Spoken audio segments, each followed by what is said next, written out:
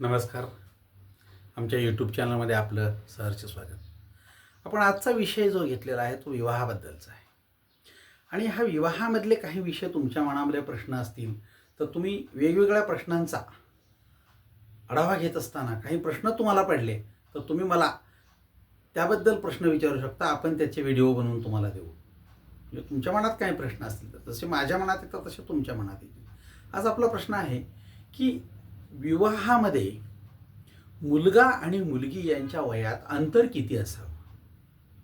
हा प्रश्न का पडला तर मुलगी पाहायची आहे, मुलग्याकडे पत्रिका आलेली आहे, अजून मुलगी पाहायची आहे, किंवा मुलीकडे पत्रिका आलेली आहे आणि अजून मुलगा पाहायचा आहे. काही बघितलं नाही, जमतंय का सुद्धा पाहिलेलं नाही आहे.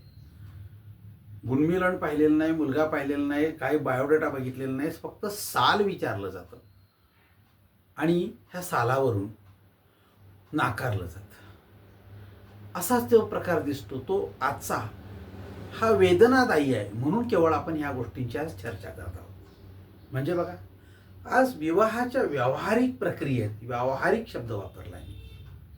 विवाहाच्या व्यावहारिक प्रक्रियेत विवाह नाकारताना जी अनेक कारणं सांगितली जातात त्यातली बहुधा कारणं खोटी असतात. आपण खरं सांगायला घाबरतो, खरं बोलायला.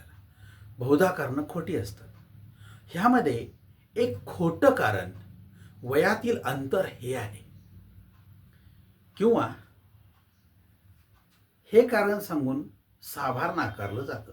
म्हणजे दोन प्रकार येतात. दोन प्रकार म्हणजे काय? काही वेळेला वयातलं अंतर खूप आहे असं म्हणून नाकारलं जातं, आणि काही वेळेला वयातलं अंतर खूपच कमी आहे असं म्हणून नाकारलं जातं. म्हणजे गृहीत धरा की मुलगा 25चा आहे आणि मुलगी 24ची आहे. तर मग मुलग्यांच्या घरचे एवढं वय वय अजून लहान असली पाहिजे, एवढ्या वयाचं जमत नसते पुढं, असं म्हणून काहीही कारण नाही. यांच्या मनाचा खेळ आहे हा. हे पुढे जमेल का नाही, ह्याला शास्त्रीय आधार आहे का नाही, तुमचा स्वतःचा वैयक्तिक अनुभव काय, बाजारात कसं काय झालंय त्यामुळं अमकं झालंय असं कुठं सिद्ध झालंय का, याचा स्टॅटिस्टिकल डाटा गोळा केलाय का, याचं कोणी स्टॅटिस्टिकल ॲनालिसिस केलंय का, याचे कुठले रिपोर्ट आहेत का, काही नाही आहे. मग तुम्ही कोणत्या बेसवर नाकारता? तर तुमच्या मनाला वाटेल ते. खूप कमी अंतर आहे म्हणून नाकारलेली विवाह भरपूर आहे, आणि खूप जास्त अंतर आहे म्हणून नाकारलेली विवाह भरपूर आहे. मग हा जर आपण बघितला तर ह्यामध्ये कुठंच खुलासा आढळत नाही. कुठंच धर्मशास्त्रातही याचा खुलासा आढळत नाही की वयात अंतर किती असावं. ज्योतिषशास्त्रामध्येही याचा खुलासा कुठं आढळत नाही, आणि कुणी अभ्यासही केलेला नाही. आज त्याचे रिपोर्ट काढलेले नाहीत, किंवा त्याचं ॲनालिसिस करून एखादं मॉडेल समोर मांडलं गेलेलं नाही आहे. बाजारात आहेत, इतकी घरं आहेत, इतकी जोडपी आहेत, इतके लोक राहतात, आपण त्यांचा डाटा कलेक्शन करून त्याचा ॲनालिसिस करून मांडू शकतो. पण काय गरज आहे असा प्रश्न येतो लोकांचा. मग आता प्रश्न असा आहे की तुम्ही खुलासा दिलेला आढळत नाही, तर मग मानसशास्त्रामध्ये याच्याबद्दल चर्चा केलेली आहे. कारण माणूस जगत असताना त्याला काय काय गरजेचं आहे ह्याचा मानसशास्त्रामध्ये उहापोह केलेला असतो. त्यामुळं मानसशास्त्रामध्ये ह्या काही गोष्टींचा खुलासा केलेला आहे. त्यामुळं मानसशास्त्र तुम्हाला काही गोष्टीला मदत करतं, परंतु तुम्हाला पटलं तरच ते स्वीकारायचं आहे, पटलं नाही तर सुद्धा आपण ते नाकारू शकतो. मग आता प्रश्न असा येतो, विवाह जमवताना अंतर दोघांच्या वयातील किती असावे याचा विचार करताना मानसशास्त्र मेंटल एज नावाचा एक विचार करते. मग ही मेंटल एज नावाची संकल्पना काय असते? आता आपण बघणार आहोत विवाहात वयातील अंतर किती असावे, म्हणजे मुलाच्या आणि मुलीच्या. हे बघत असताना आपल्याला पहिलं लक्षात की हे नाकारण्याचं कारण आहे. होय, 100% हे नाकारण्याचं कारण आहे, आणि हे नाकारून आपण विवाह नाही म्हणून सांगतो. मग हे करत असताना ह्याच्यामध्ये काय काय त्रुटी असाव्यात याचा विचार मानसशास्त्र करतं. मग मानसशास्त्रामध्ये आपण बघितलं की मानसिक वय हे सुद्धा ठरवणं अवघड आहे बरं का. मानसिक वय, आता हे मानसिक वय म्हणजे काय बघूया. मानसिक वय ही एक संकल्पना आहे. आपण बघा, हे सगळं वापरतो पण आपल्याला ह्याच्या टर्मिनॉलॉजीज म्हणजे दिलेले योग्य शब्द माहीत नाहीत आपल्याला. बऱ्याच वेळा घरामध्ये मुलीनं असं म्हणतात, अगं एवढी शहाणी झालीच आणि तुला काय बुद्धिविद्या आहे का नाही. म्हणजे काय, ह्याचा अर्थ काय होतो? मुलाला विचारतात, एवढा मोठा शहाणा, एवढा शिकला, तुला एवढी बुद्धी नाही होय. म्हणजे मानसिक वय तुझं शारीरिक वयाच्या बरोबर नाही. ऊस इतका इतका ठराविक उंचीला आला की तेवढा जाड व्हायला पाहिजे. तो जर चिपाटच राहिला तर त्याचा उपयोग होणार नाही. म्हणजे ठराविक वयामध्ये आता गृहीत धरा 8वीला आलास आणि तुला 8चा पडा येत नाही अजून, म्हणजे याचं शारीरिक वय भरपूर आहे, मानसिक वय कमी आहे. आपल्याकडे हे असं होतं. म्हणजे मानसिक वय मोजायचं कसं, तर ज्योतिषशास्त्र काय सांगत नाही, धर्मशास्त्र काय सांगत नाही, परंतु मानसशास्त्र सांगतं. म्हणजे काय, तर मुलगीला तिची मासिक पाळी सुरू झाली की साधारणपणे तिची आई किंवा बहीण वहिनी, घरात कोण आजी, ते स्त्री असेल, ती तिला जवळ घेऊन ह्या गोष्टी काय आहेत बाळ, ह्याला तुला कसं जपायला पाहिजे, तुला हे अचानक जर काही त्रास झाला तर तू कोणत्या प्रकारचं शहाणपण तुझ्याजवळ असणं गरजेचं आहे. भिवून घाबरून रडून हे प्रश्न सुटणार नाहीत, हे तिला समजावून सांगते. तेव्हा तिला काही गोष्टी कळायला लागतात आणि मग तिथं तिचं मानसिक वय सुरू होतं. म्हणजे गृहीत धरा की एखादी मुलगी 20 वर्षाची आहे आणि तिची मासिक पाळी तिला 14व्या वर्षी सुरू झाली असं माना, तर तिचं शारीरिक वय आहे 20 वर्ष, पण तिचं मानसिक वय किती आहे, 20 वजा 14. म्हणजे काय, शारीरिक वयातून मानसिक वय 14 वजा करा, तुम्हाला शहाणपणाचं वय दिसेल 6 वर्ष. तिच्या वयाच्या 20व्या वर्षी ती 6 वर्ष इतकं शहाणपण स्वतःजवळ बाळगून शहाणी होत आलेली आहे. म्हणजे तिचं मानसिक वय आहे 6. हे का सांगितलं बघा, साधारणपणे आपल्याकडे 6व्या वर्षी शाळेत घातलं जातं आणि जेव्हा 10वीला असेल तेव्हा त्याचं वय 16 असेल, टेंटेटिव्ह, पुढं मागे एका दुसरा वर्ष. मग तिथून पुढं 5 वर्ष कॉलेज शिकतो, 16 आणि 5 21. 21व्या किंवा 20व्या वर्षी मुलगा किंवा मुलगी ग्रॅज्युएट होते. आता 20व्या वर्षी मुलगी आणि 20व्याच वर्षी मुलगा एका वर्गामध्ये आहेत आणि त्यांचं प्रेम जमलं, तर मानसिक वयाचा विचार करा. मुलगी 20 वर्षाचीच आहे आणि मुलगा 20 वर्षाचा, TY BCom मध्ये किंवा TY BSc मध्ये, TY BA मध्ये त्यांचं प्रेम जमलं आणि याने लग्न करायचं ठरवलं. तर हा मुलगी 18च्या पुढं आहे, तो 21 सांगितलंय, काय 5-10 महिना 2 महिने पुढं माग असतील, तो वाट बघतो आणि त्या दिवशी हे लोक पळून जातात. वाटच बघत असतात, ते बाउंड्री लाईन कुठं आहे बघत. आता प्रश्न असा येतो, ह्यांचं मानसिक वय काय. मुलीचं जर 14व्या वर्षी तिला मासिक पाळी सुरू झाली तर तिचं मानसिक वय किती, 20 वजा 14 6 वर्ष. आणि मुलगा हे तपासू शकत नाही आपण. मग मुलगा साधारणपणे शहाणा असण्याची शक्यता 17-18 असू शकते. म्हणजे 20व्या वर्षी मुलगा आणि मुलगी पळून गेली तर मुलगीचं मानसिक वय आहे 6 वर्ष आणि मुलग्याचं मानसिक वय आहे 2 वर्ष. हे कॉलेजला मी अर्ध्या चड्डीवर मुलं पाहिलेली आहेत. कॉलेजच्या आवारात, कॉलेजच्या बाहेरच्या बाजूला, वर्गात नाही, अर्ध्या चड्डीवर त्या बनियनवर तशीच फिरत असतात. ती केस विंचरले नाहीत, काय नाही, कशाला आला नाही, त्याची वही द्यायला आलतो. अशी एखादी मुलगी येईल का कधी, नाही ना. तिला मानसिक वय सांगत असतं, तू आता वेडी नाहीस, तू शहाणी आहेस, तू असं जायला नाही पाहिजे.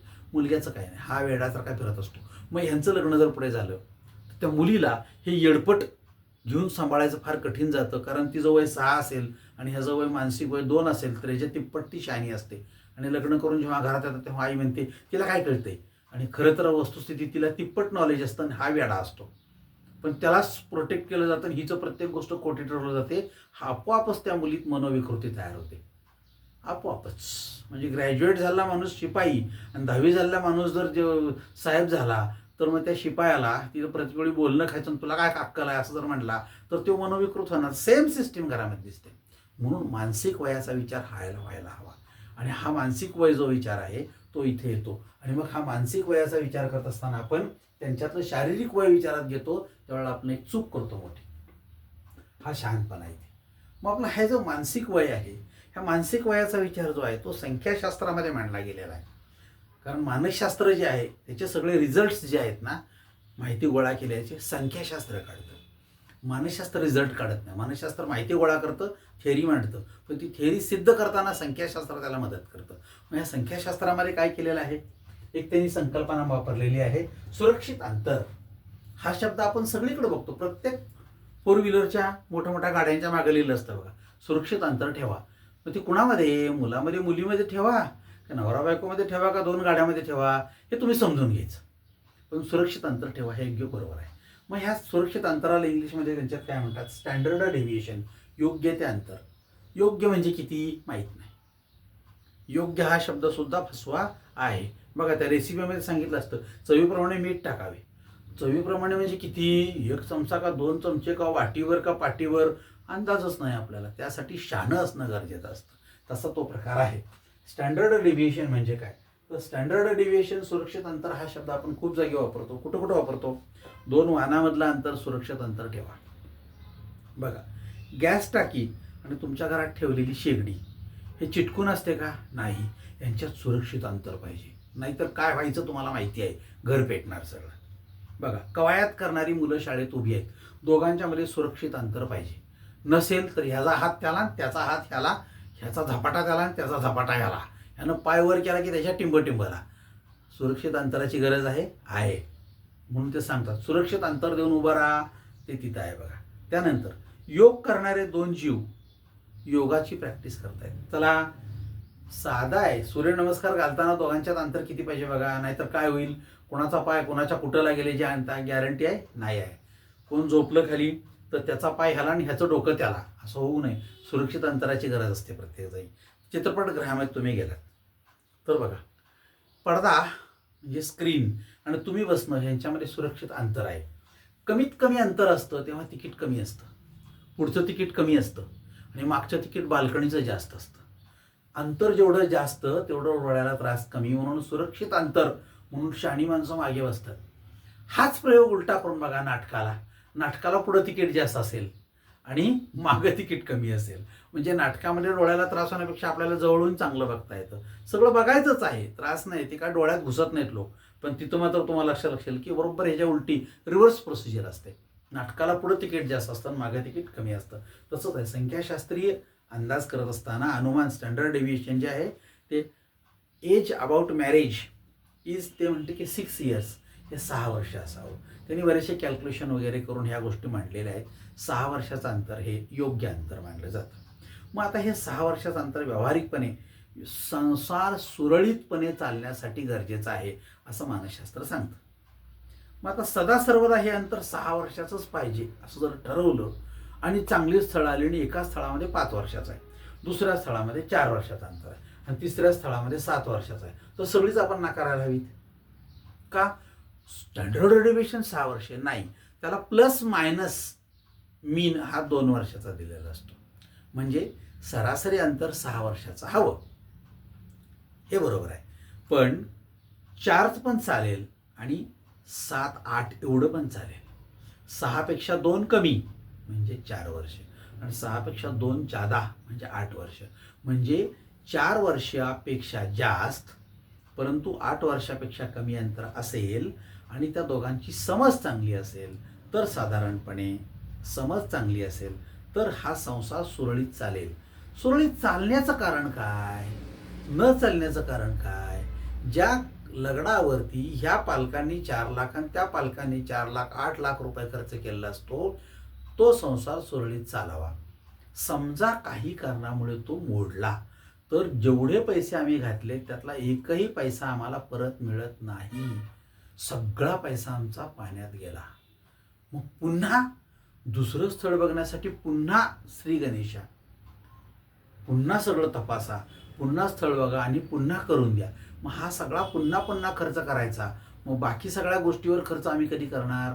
बाकी मुलं असतील त्यांच्यावर खर्च कधी करणार? एकावरच 2-2, 3-3 लग्नावर खर्च केले तर, आणि समाजातली प्रतिष्ठा तर तुमची डोळीलाच मिळते आणि पुन्हा बदनामी होती ती होती. एक साधी सून सांभाळता आली नाही, त्यामध्ये नवराय बदनाम, सासराय बदनाम, सासूही बदनाम.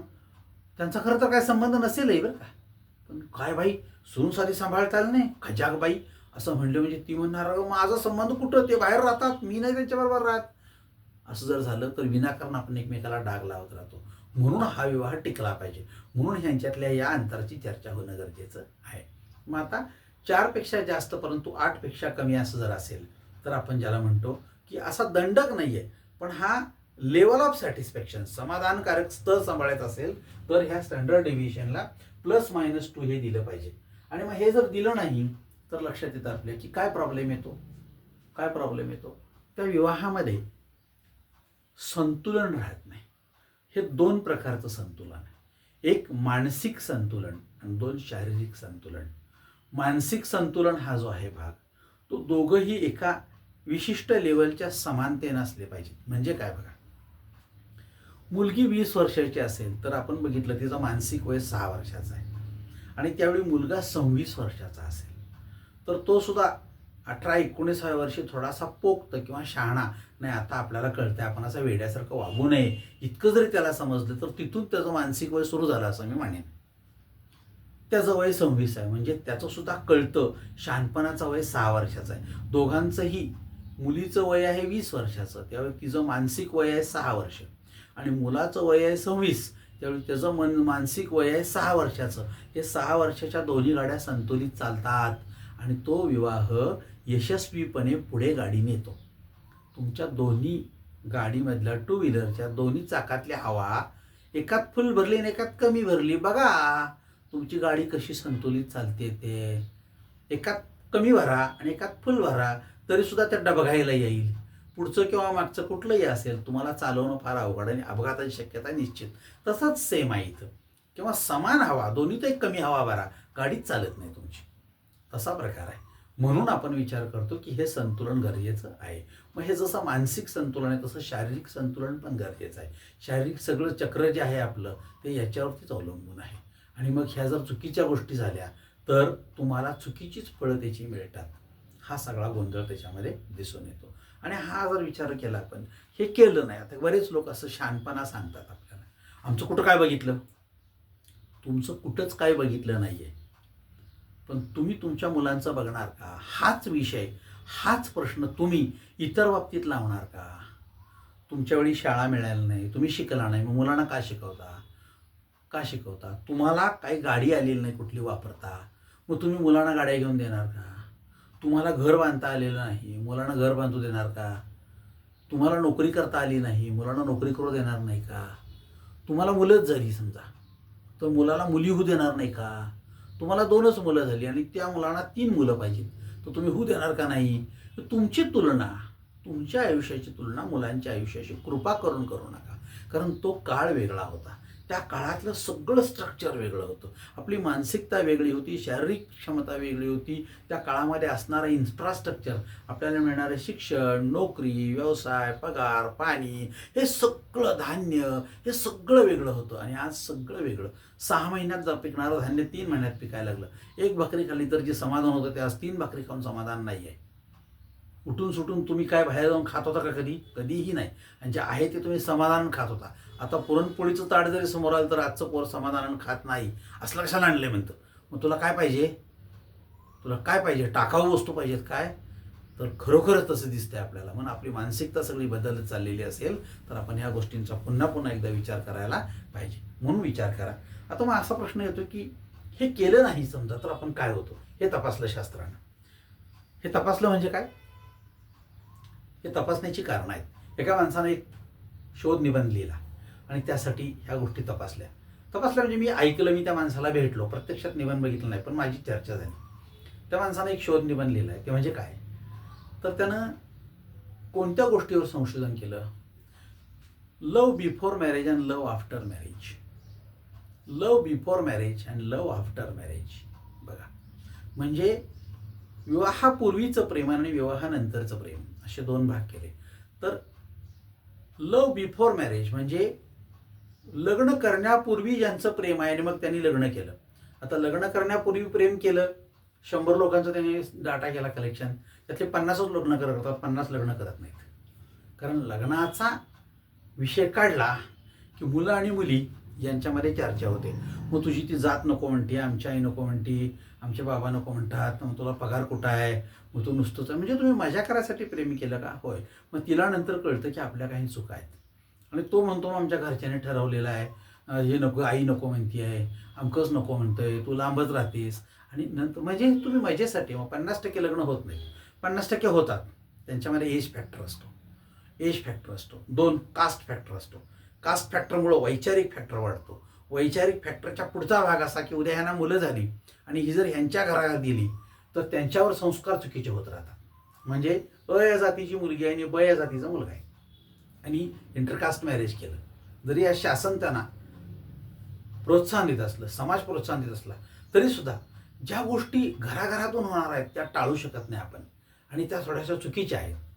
बघा, या घरातून मुलगी आलेली आणि या घरातून मुलगा आलाय. उद्या त्यांना एक मूल झालं, त्या मुलीनं त्याला 4 दिवस माहेरी ठेवलं, त्याला माहेरी ठेवलं, तर हिची माहेरची जात वेगळी असते आणि हिची लग्न केलेली जात वेगळी असते. मग तिच्या माहेरच्या घरचे त्या मुलाला त्या जातीवरून टॉर्चर करून बडबडत असतात, त्याला काहीही कळत नसतं. आणि हेच उलटं झालं, ह्याच्या इकडं आले तर ह्याच्या घरचे आईवडील किंवा पालक किंवा बहिणी हे ह्याला हिच्या जातीवरून बडबडत असतात. आणि मग हे सगळं त्याला हळूहळू कळायला लागतं. तेव्हा त्याला कळतं, अरे आपलं नेमकं लोणचं झालंय आपलं इथं, आपलं नेमकं आंबट आहोत का तिखट आहोत का खारट आहोत का काय आहोत, फार अवघड होते. आणि मग त्याची मानसिकता बदलायला लागते की हे सगळं चुकीचं आहे आणि ह्याचे परिणाम मी बघतो आहे. मग त्याचा सगळ्यांच्याबद्दल आदर कमी होतो आणि हा सगळ्यात मोठा ड्रॉबॅक माणसाची मनोविकृती वाढवतो. त्यामुळे विचार करा की हा जर प्रेमविवाहाचा भाग बघितला तर निम्मे प्रेमविवाह हे अयशस्वी होतात. याचं कारण असं की प्रेमविवाहामध्ये असफल होण्याची कारणं ही आहेत की तुमच्यामधलं अंतर फार कमी असतं. आणि हे नंतर कळल्यानंतर ठरलेलं एक वाक्य बघा, तुम्हाला सांगतो, असली असतील असं वाटलं नव्हतं. हे वाक्य तुमच्या आयुष्यामध्ये सर्वात मोठा धोकादायक घटना घडण्यासाठी कारणीभूत आहे. ती पण म्हणते असला असतील असं वाटलं नव्हतं.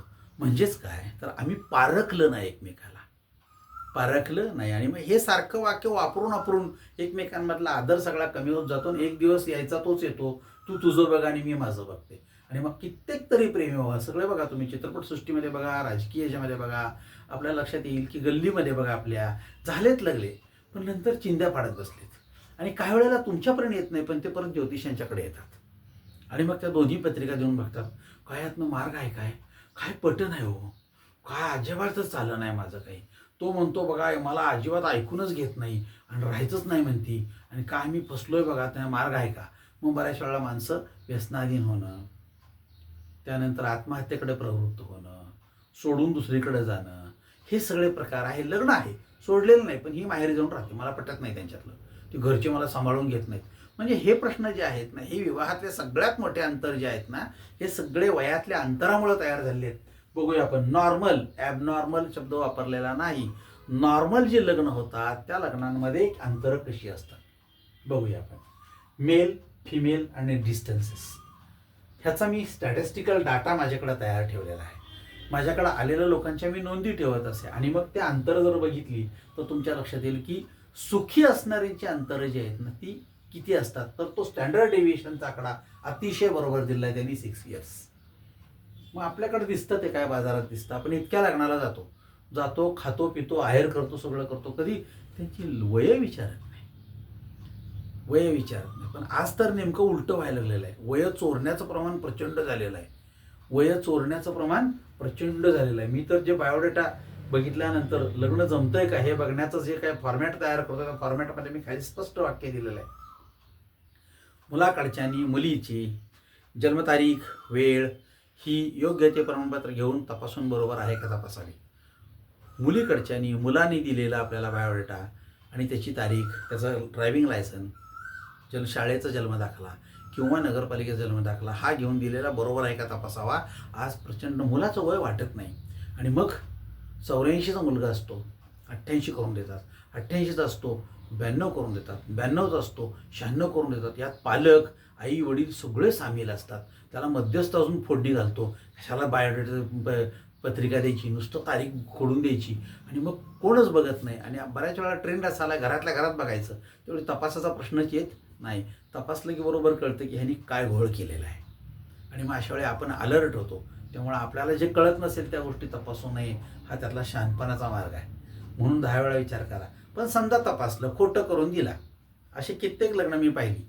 92चा बायोडेटा मुलाचा, त्यांनी 96 करून दिला, लग्न झालं, सगळं झालं. आणि 6 महिन्यानंतर जेव्हा नोंदीला गेले तेव्हा तिथं नोंद करणारा अधिकारी म्हणजे काय, तर आधार कार्ड बदलायचं आहे, पॅन कार्ड बदलायचं आहे, लग्नाची नोंद करायची, तेव्हा तो माणूस तुमची खरी कागदपत्र मागतो. आता ती मुलगी समोरच असते, मुलगाही समोर असतो, त्यांच्या सह्या असतात तिथं. त्या मुलीनं बघितलं, अरे च्या मला दिलं त्यात तर तुम्ही 96 दिलेली जन्मतारीख आणि आता हा तुमचा दाखला तर 92चा आहे, तो तुम्हाला काय माहीत नाही ते बाबांनी दिली असेल. असू दे, नंतर घरी आल्यानंतर त्या बाबाचं पुढं आयुष्य सगळं हिच्या हातात आहे. मग कळत नाही ही अशी का वागते, अशी का वागते, ती वेडी झालेली नाही. तू तिला फसवलास, ती तुला आयुष्यभर आता फसवत राहील, लक्षात ठेव. आणि आयुष्यभर तुला हे फेडावं लागेल सगळं आपण खोटं बोललेलं. म्हणजे मला माहीत नाही का मध्यस्थानं केलं आणि त्याला धरून तू फेडणार आहेस. म्हणजे आपण ज्या चुका करतो त्या पुढे चुका सगळ्या पाप धुण्यासाठी गंगा नाही आहे आपल्याकडे, म्हणून आपण त्या चुका करतो आणि त्या सगळ्या पुढे येतात. मी ह्याच्यामधल्या अंतर बघितली तर लक्षात आलं. आपण जे अंतर स्टँडर्ड आपण म्हणतो विचार, की शासन म्हणतं लग्न कधी करा, मुलगी 18 वर्षाची असताना आणि मुलगा 21 वर्षाचा असताना, हे अंतर आहे 3 वर्ष. हे कमी आहे, हे टिकण्याची शक्यता फार नसते, यामध्ये प्रॉब्लेम येतात फार. काही वेळेला टिकतं, याची कारणं सुद्धा काही आहेत. टिकतं म्हणजे काय, मानसिक आणि शारीरिक 2 प्रकार आहेत. मानसिक टिकत नाही, रोज वाद भांडणं शिव्या यांचा सगळा शेजाऱ्यांना पिक्चरच चालू असतो, सगळा सिरियलच चालू असते, उठलं की यांच्यात वाद चालू. मग हे टिकले कसे इतके दिवस, असे कित्येक तरी घरं मी बघतो फक्त रात्रीसाठी हे जवळ एका येण्यासाठी टिकलेले असतात. म्हणजे शारीरिक गरज आहे यांची एकमेकांची, मानसिक गरज नव्हे. अशी पण खूप मोठी कुटुंब आहेत. आणि मग ही विभक्त होणार नाहीत, पण शारीरिक गरजेपोटी माणसात आणि जनावरात अंतर काय, असा विचार येतो आपल्याला. त्यानंतर हे 3 वर्षाचं, बऱ्याच वेळा मी बघतो तेव्हा 18 वर्षे 21 वर्षे, मुलीचं 18 वर्ष वय झालं की दुसऱ्या दिवशी सकाळी ती पळून गेली असते. मग मला सांगा मुलगा किती वयाचं तिने बघितलं पण नाही. समजा तो 18 21 आहे तर कायद्यानुसार आम्ही बरोबर, कायद्यानुसार बरोबर आहे, पण जगत असताना कायदा मान्य करत नाही. जगत असताना कायदा शरीराला विचारत नाही, शरीर पण विचारत नाही तुम्ही योग्य आहात का नाही. आणि मग आपण पुढे सगळ्या अडचणीत जातो. याची कारणं ती आहेत. इथं बघितलं आपण मेल फिमेल, तर मुलगा 18 वर्षाचा आहे, मुलगी 15 वर्षाची आहे. ती अजून लग्नाला योग्य नाही तरी सुद्धा 10वीच्या 11वीच्या मुली पळून झालेली दिसतात. त्यांच्यात अंतर फक्त 3च वर्षाचं. काही नाही, पुढं जातात सगळं छान होतं, एखादं मूल लगेच होतं. आणि पुढं झालं की आता लग्न बेकायदेशीर आहे का, नाही, मुलगीचं वय बेकायदेशीर पण लग्न कायदेशीर, त्यांना झालेलं मूल कायदेशीर. काय कायदे आमचे बघा. असू द्या, ठीक आहे, काय हरकत नाही, मान्य. परंतु तिला तिच्या आयुष्यामध्ये तिचं शरीर हे ते मुलं तयार होण्यासाठी योग्य आहे का, नाही. पण होऊ शकतं. आणि मग पुढे काय होतं या लोकांचं, 25व्या वर्षी पिशवी काढा, 30व्या वर्षी विकलांग. आयुष्य किती तुमचं, हा विचार केला जातो इथं. मुलगा 25 वर्षाचा, मुलगी 18 वर्षाची, 7 वर्ष, हा स्टँडर्ड अंतर, अतिशय चांगलं अंतर. यासाठी सुद्धा प्रॉब्लेम आला तर आपण काउन्सिलिंग करतो आणि हे टिकवून धरतो, हे छान. 30 वर्षाचा मुलगा 20 वर्षाची मुलगी, अंतर जास्त आहे म्हणून लग्न नाकारलं जातं. काही वेळेला हे राहतं, पण आमचे काय असतो प्रॉब्लेम असतो, मुलगा 30 वर्षाचा, मुलगी 20 वर्षाची, मुलगीचं बघणार कोण नाही, वडील वारलेत, आई कुठंतरी काम करत असते, कसतरी एकदा कुठंतरी बघून उजवून द्या हे बघत असते. त्यावेळेला हे दिलं जातं, पण मुलगी त्यावेळेला तिथं चेपली जाते. म्हणजे काय बघणार कोण नाही, कसलं काय, पाहुण्याने एकदा करून दिलं, गप राहायचं काय असेल ते. म्हणजे ही गिळत, सगळं दुःख गिळत पचवत ती राहत असते, जरी 10 वर्ष अंतर असलं तरी. पण ते जर तिला नोकरी असती, ते जर ती शहाणी असती, ते जर ती शिकलेली असती, तर घरातनं पळून जाऊन पुन्हा दुसरं लग्न करेल. म्हणून काही वेळेला हे टिकलं, याचा अर्थ असा ते लोकांनी गरजेपोटी किंवा अपरिहार्यता म्हणून टिकवलेलं असतं. या गोष्टी शहाणपणानं कळायला हव्यात. 33-32 असं एक लग्न मी बघितलं. मुलगा 33 वर्षाचा, मुलगी 32 वर्षाची, सगळे IT मधले. 1 वर्षाचं अंतर, 1 वर्षात लग्न मोडलं. इथं लग्न कुंडल्या बघून होत नाहीत, पॅकेज बघून होतात. तुझं पॅकेज 8 लाखाचं, माझं पॅकेज 7 लाखाचं, 8 अधिक 7 15, ह्यामुळं पॅकेज होतं. आणि मग 15ची सगळी सुंदर आहे, नंतर त्याच्यावर सोडून जाते. हा भाग मोठा आहे आज बाजारामधला. 35-29 4 वर्षाचं अंतर, हे टिकलं छान. हे इथं आहे बघा, 40 वर्षे 38 वर्षे, हे सगळे प्रौढ विवाह. 40 वर्षाचा मुलगा म्हणावा आणि 38 वर्षाची मुलगी म्हणावी, लाज वाटायची अवस्था आहे यांना मुलगा आणि मुलगी म्हणायची. म्हणजे सुद्धा 40 वर्षाचा मुलगा आणि 8 वर्षाची मुलगी, हे लग्न 32 वर्षाचं अंतर असताना टिकलं. विचार करा, टिळकांचं लग्न काढून बघा, तुम्ही सांगतोय तुम्हाला तुमच्या लक्षात येईल हे शक्य आहे का. पण इतिहासामध्ये या गोष्टी टिकल्याची नोंद आहे. म्हणजे इतकं असून सुद्धा आजही टिकते. 20-20 वर्षाच्या अंतराचे लग्न टिकतात, पण तो काळ वेगळा होता, हा काळ वेगळा आहे. त्यामुळं काळ हे अंतर आहे आपल्याला. 40 वर्षाचा मुलगा आणि 20 वर्षाची मुलगी, असं एक लग्न होतं, टिकलं. मुलग्याचं लग्न तर दुसरं होतं, तरी सुद्धा हे टिकलं. का टिकलं तर आर्थिक, इकॉनॉमिक.